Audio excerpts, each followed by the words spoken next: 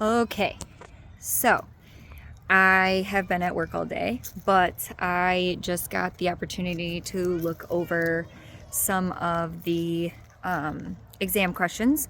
I know I've gotten a lot of emails, but I'm just going to do a video instead because it's going to be a lot easier.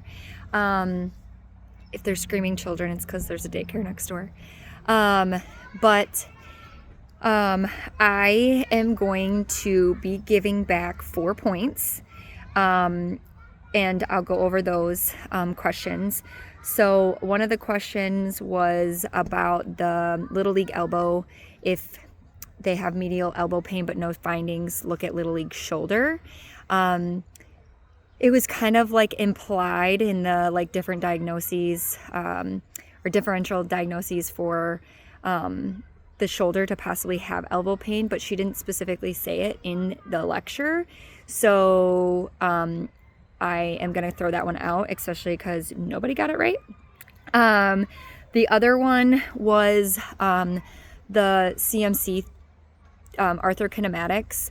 The frontal plane with the thumb can be not necessarily in anatomical position, so it can be kind of argued either way depending on where the thumb position or hand position is.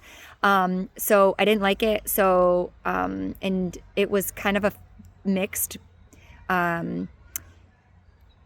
bag between like true and false for you guys. So I'm just gonna throw that one out also because I don't think it's fair. So I'm just gonna throw it out. The other one was the one with the picture. I'm gonna throw that one out, even though I think you should have been able to kind of guess with the description. It did say that there should have been a picture, and so that I just don't think is fair. And the other one that I'm throwing out is the frozen shoulder one in the acute phase with nocturnal pain instead of the restriction. I think that could have been fair game because if you look at the like rehab stages, you should know that. But it was just one that most people missed. So I'm going to give those 4 points back. So I will just basically add that to your grade. There was a couple other ones. The lunate one, you should have known. We went over that in class multiple times, so I'm not giving points back for that. And then the UCL problems later on, if they had Little League elbow, that one was also straight out of the lecture. So those ones were missed by quite a few, but they were very much covered, whether in the lecture content or in lab. And so that's kind of where we're at. So hopefully this clears up any of the questions from any emails that I got. If you do still need remediation with the changes in the grades, then I will reach out to you individually and you will need to get me those immediately. So, but again, I'll be in touch with that. If you do have any more specific questions, let me know. I'm happy to answer them. Preferably if they're ones that would be better in person, we can set up a time to meet if we need to.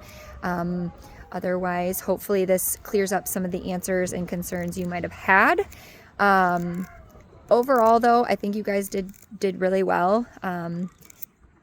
And just definitely keep practicing the NPTE questions because they're tough. There could be more than one right answer and you got to pick the best one. So as far as the first CMC joint arthrokinematics, I would just make sure you're following that specifically. So sorry, not sure what they're doing over there. I would follow it from what the NPTE book says. So whether you get score builders or whatever, like study what they have specifically in there for arthrokinematics so that there's no confusion for you on your boards.